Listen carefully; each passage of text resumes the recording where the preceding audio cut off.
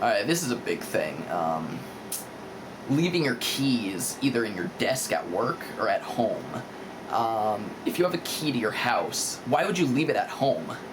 Like, I know people that do that all the time and panic and, you know, they know I don't know. I don't know if they know they left it at home, or it can't be they forgot, because they do it all the time.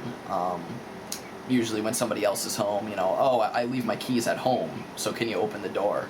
I leave my keys at home? Well, what's the point of having a key? You know? And then with that, people that go to work, oh, my boss gave me a key to the office today in case I have to get here, you know, on weekends or when nobody's here. But I just leave it in the desk because I'm probably never going to use it. Then what happens? Then there's some time where your boss calls you, oh, can you come in on the weekend? Nobody's going to be here. So they get there and they left their key in the desk at work. So what do? They call me because I have another key to the office. Like, I don't even know how to explain it. You have a key to get in the office for a reason. You have a key for a reason. You don't leave it in your desk. Then just give it back to your boss if you're going to leave it in your desk, really. Just save everybody the time and just don't be stupid, in other words. That'll save you some stupidity if you just give your key back to your boss and say, you know, I'm stupid, I'll just leave it in the desk. So, keep it. Let's see. Knowing direction, this is kind of like knowing where you are on a map. Knowing direction, if you're in Connecticut or New York, I hate it when people say, oh yeah, I'm taking a trip down to Maine this summer. I'm taking a trip down to Maine, not up to Maine. It's supposed to be up to, technically it's supposed to be up to Maine because it's north. Or like, I'm taking a trip up to Florida. When you're in New York, it's the other way, down to Florida. That's kind of minor. It's just kind of funny when I hear it, because it's like, what? Huh? No common sense, not knowing what speed on the road, if there's no sign posted. Well, it's 25 miles an hour usually in most places. I don't know, that's just a little thing, I guess. Another thing is, if there's no directions, then either not do it, or who cares, instead of using your brain to figure out what's the right answer. So in other words, or an example I had, was somebody who was taking some medicine, and they look on the back of their pill bottle, it says, take 1 or 2 of these, you know, 1 or 2 times a day, blah, blah, blah. And that's it. It doesn't say anything about drinking water with your medicine. So, don't do it then, right? Yeah. It doesn't say it, so whatever. I mean, you know, you take some liquid medicine, you know, why drink water after it? You know, who cares? It doesn't say it, so it must mean I don't have to do it, you know. I mean, who can take medicine without water? I can't. That's like torture, really. See, people that think they're right no matter what, I don't know. I've had a lot of that, and people, something that goes along with that is people that think they know it all. So if you come into the picture and you know more than they do, but they get mad at you because they think they know more than you do, I don't know, it's funny, kind of funny, but it's like, wow, you're so stupid. Stupid people, again. People that believe others 100%, even if they don't even know the person. You know, it's like, oh yes, I don't know, for an example, this DVD case is blue.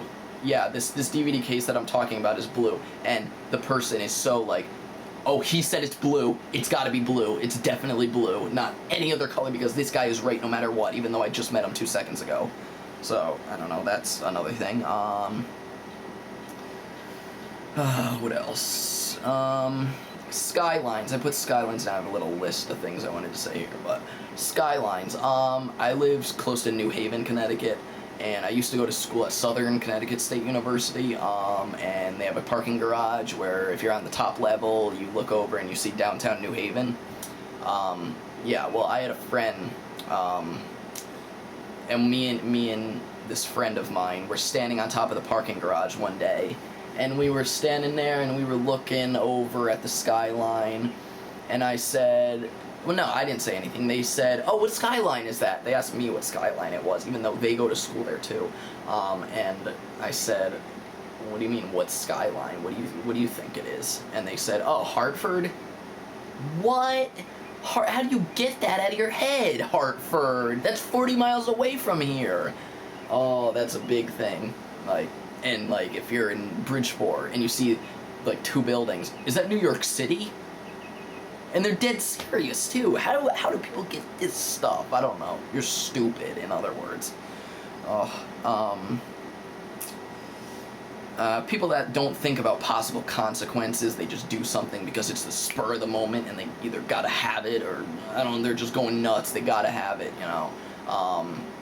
I can't, what's a situation? What's a situation for that? I don't know. Let me just leave it at that. You know, it's just gotta have it. Yeah, maybe you're gonna go to prison and if you do this, or you know, maybe you're gonna die if you do this, you know, or something. But you just gotta have it that time and that moment. Oh, that's just stupid, I think. People that just see the surface of things without looking deep into it. Say if you want to buy a house. I hate people that say, "Oh, that's a run-down and beat-up house. That needs a lot of work. Oh, screw that." And they go up to a, you know, they say that house costs about $100,000, and it would take about $50,000 of work to put into it. Let's say, as an example, they don't want to do that. They'd rather spend, you know, $300,000 for a perfect house. Ugh, that's just stupid. You could save so much money by just fixing it up yourself. Oh, just stupid. Let's see. Let me just say, doing too much of something. I'll leave it at that. I mean, you can probably figure out what I'm talking about. I'm talking about a lot of stuff actually, but let me just say, doing too much of something. That's stupid. And people that do it know it's stupid too, but they just do it anyway. I don't get it. Let's see. I don't like people that want to start a new life. Quote, start a new life. How do you start a new life, really? Like, if you move somewhere, you may not have problems there. Your problems still are going to be in your head, though. You're not going to move there and, you know, your brain is just going to be completely wiped out and you're going to start fresh. No. You're still going to have stuff going on in your head. When you move there, maybe the people are nice now, but they're always going to be talking about you behind your back. You're always going to have problems. Always. So I don't think, at least, there's a such thing as starting a new life. Maybe moving and, you know, having a change of scenery, yeah, but I don't like people that say, "I'm going to start a new life." It just doesn't make any sense to me. But I'm probably out of time right now, but I'm sure I'll have another video soon. Mr. Gizzard for you. Hope you liked it. Also, post some comments, rate my video, post some comments with some stupid stuff that bothers you, or stupid people, stupid things that people do. Alright.